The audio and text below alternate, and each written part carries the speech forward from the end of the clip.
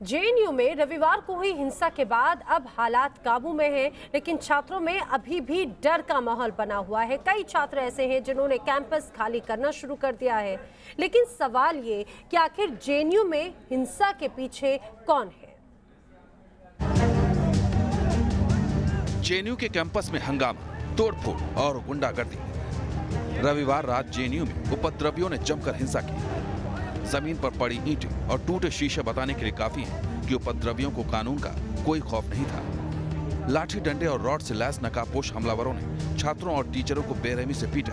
इसमें 35 छात्र घायल हो गए। हालांकि 34 छात्रों को आज सुबह तक छुट्टी दे दी गई। लेकिन जेएनयू में हुई हिंसा से छात्र दहशत में हैं। कुछ छात्रों ने एहतियातन कैंपस छोड़ दिया है। जेएनयू में जिस तरह का माहौल है उसको लेकर के तमाम स्टूडेंट जो है वो कैंपस छोड़ करके जा रहे हैं। और ये देखिए आप, तमाम सामान जो है साजो सामान के साथ यहाँ से निकल रहे हैं। ये स्टूडेंट से बातचीत करने की कोशिश करेंगे।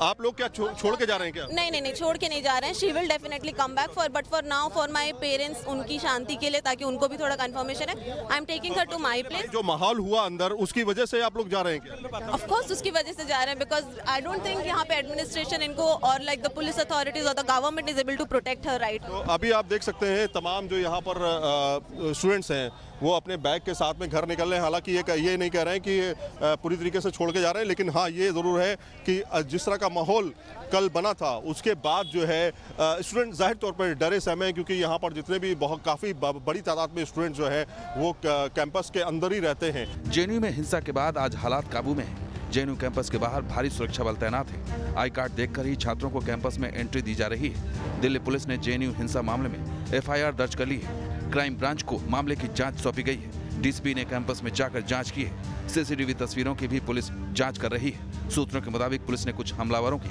पहचान कर ली है। जांच के दायरे में कुछ व्हाट्सएप ग्रुप भी हैं। रॉयल्टी के सेक्शंस और damage to public property act के तहत जो रेलिवेंट सेक्शंस है उनको इन्वोक किया गया है। जहां तक सवाल है आइडेंटिफिकेशन का कि दोनों साइड से जो झगड़ा हुआ है कि कौन कौन उसमें पार्टिसिपेट कर रहा था, उस चीज़ के लिए ऑल पॉसिबल मेथड्स जो हैं इन्वेस्टिगेशन के वो इन्वोक किए जा रहे हैं। हम सोशल मीडिया में जो वीडियोस सर्कुलेट हो रहे हैं, जो मैसेजेस सर्कुलेट हो रहे हैं, उनको भी देख रहे हैं और बिल्कुल राइट अर्नेस्ट में इन्वेस्टिगेशन चल रही है और जल्दी ही आइडेंटिफिकेशन कर ली जाएगी। वहीं जेएनयू में हिंसा और बवाल के बाद देश भर में छात्रों में गुस्सा है। छात्र सड़कों पर उतर आए हैं। मुंबई में गेटवे ऑफ इंडिया के बाहर छात्र धरना दे रहे हैं। वहीं हैदराबाद और कोलकाता में छात्रों ने जेएनयू हिंसा के विरोध में मार्च निकाला है। बेंगलुरु में छात्रों ने प्रदर्शन किया, आरोपियों की गिरफ्तारी की मांग की। एएमयू में भी छात्रों ने प्रदर्शन किया, जिसके बाद पुलिस ने यहाँ फ्लैग मार्च निकाला। कड़ी सुरक्षा व्यवस्था की गई है ताकि किसी तरह की हिंसा न हो। जेएनयू में हुई हिंसा पर शिक्षा मंत्रालय ने यूनिवर्सिटी प्रशासन से रिपोर्ट मांगी है। रजिस्ट्रार और प्रॉक्टर को तलब किया गया है। वहीं हंगामे पर गृह मंत्री अमित शाह ने दिल्ली के उपराज्यपाल से बात की है। जेएनयू के प्रतिनिधियों से बातचीत करने के भी निर्देश दिए हैं। तो ये सब जांच होना चाहिए। दूसरी भी कोई हिंसा जो भी हुई है उस सभी हिंसा की जांच होनी चाहिए और अमित जी ने तुरंत आदेश दिया है। पुलिस सक्षमता से करेगी, ऐसा मुझे विश्वास है। जेएनयू में फीस को लेकर विवाद पहले से ही चल रहा था, लेकिन अब कैंपस में हिंसा से देश की इस जानी मानी यूनिवर्सिटी में छात्रों की सुरक्षा को लेकर भी सवाल उठ खड़े हुए हैं। दिल्ली से सैयद आमिर हुसैन, मोहित बख्शी और रुमानुल्लाह खान के साथ टीम न्यूज़ नेशन। जेएनयू में जिस तरह से हंगामा हुआ वो कई सवाल खड़े करता है, क्योंकि हिंसा की जो तस्वीरें सामने आई हैं उसमें कुछ लोग नकाबपोश भी नजर आ रहे हैं। वो तस्वीरें हम आपको दिखाते हैं जो सोशल मीडिया पर इससे जुड़ी हुई काफी सामने आई और इस हिंसा के पीछे की कहानी को समझने की हम कोशिश करते हैं। देखिए तस्वीरें।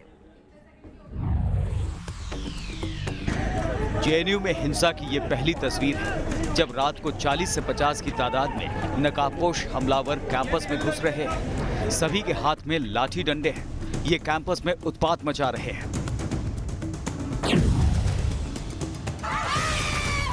ये तस्वीर कैंपस के अंदर की है जहां नकाबपोश उपद्रवी तोड़फोड़ मचा रहे हैं। जमीन पर कांच बिखरे पड़े, कमरों के दरवाजे और खिड़कियों के शीशे तोड़ दिए गए। नकाबपोश हमलावर हॉस्टल में घुसकर लाठी डंडों और लोहे की रॉड से हमला कर रहे हैं। इस समय हम साबरमती हॉस्टल के बाहर हैं और आप देख सकते हैं नज़ारा क्या है। साबरमती ये हॉस्टल है, यहाँ से एंट्री होती है और यहाँ पे आप देखिए किस तरह से तोड़ा फोड़ा गया है और अंदर घुसने की कोशिश की गई है। ये जो रॉड है आप देख सकते हैं, लोहे की एक रॉड यहाँ पे रखी हुई है, इसी का इस्तेमाल जो है तोड़ने के लिए किया गया था। और जिस तरह से हमला किया गया, जो नकाबपोश थे उन्होंने हमला किया, यहाँ को पूरा तोड़फोड़ किया गया बाकायदा। और यहाँ पर देखें कांच जो है किस तरह से यहाँ पर बिखरा हुआ है और जो अटैक एक तरह से हुआ है वो अपने आप में सवाल खड़ा करता है कि आखिर वो कौन लोग थे, वो नकाबपोश कौन थे जिन्होंने इस तरह की हरकत की है यहाँ पे आकर के। ये तस्वीर रात को हुई हिंसा से पहले की बताई जा रही है। वीडियो में देखा जा सकता है कि छात्रों से जमकर मारपीट की जा रही है। आरोप है कि लेफ्ट के छात्रों ने एबीवीपी के छात्रों से मारपीट की। ये तस्वीर भी रविवार शाम की है। कैंपस में अफरा तफरी मची है। छात्र बचने के लिए भाग रहे हैं। कुछ लड़कियां भी भागती दिख रही हैं।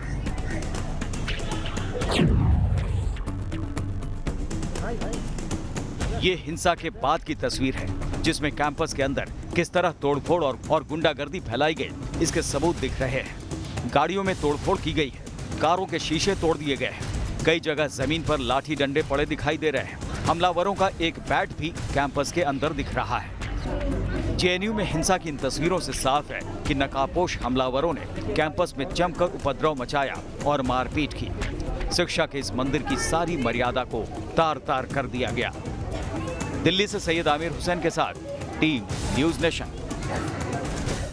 तो जिस तरह की तस्वीरें सामने आई, कई सवाल खड़े कर रही है जेएनयू हिंसा को लेकर। अब सियासत की तस्वीर भी नजर आती है। सियासत काफी तेज हो गई है। जेएनयू में हंगामे के बाद में प्रियंका गांधी जहां पर बिना देरी के एम्स पहुंच गई, तो वहीं दूसरी तरफ लेफ्ट और बाकी विरोधी दलों ने बीजेपी को निशाने पर ले लिया, जिसका बीजेपी ने करारा जवाब दिया।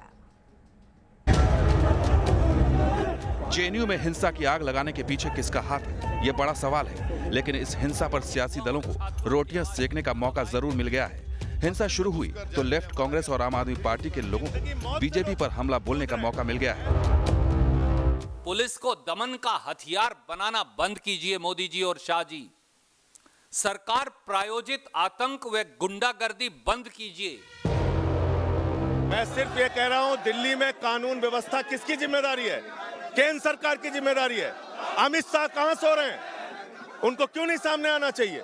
बर्बाद कर दिया दिल्ली को।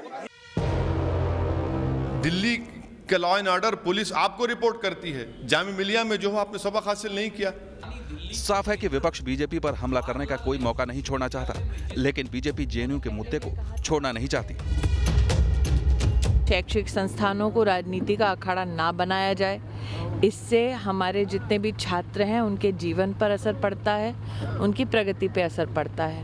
ये वामपंथी दल के कार्यकर्ता, उन लोगों ने जिस ढंग से हंगामा किया और मारपीट की, पता नहीं जेएनयू को क्या बना देना चाहते हैं पूरे देश के अंदर। यानी जेएनयू शिक्षा का मंदिर कम, अब सियासत का अखाड़ा ज्यादा बन चुका है। दो तस्वीरें जेएनयू के बनते प्रयोगशाला की कहानी को बयां कर रही हैं। सामने दिल्ली विधानसभा का चुनाव है और जेएनयू का मुद्दा गर्म है। सवाल कई है, पुख्ता जवाब शायद किसी के पास नहीं। Team news nation.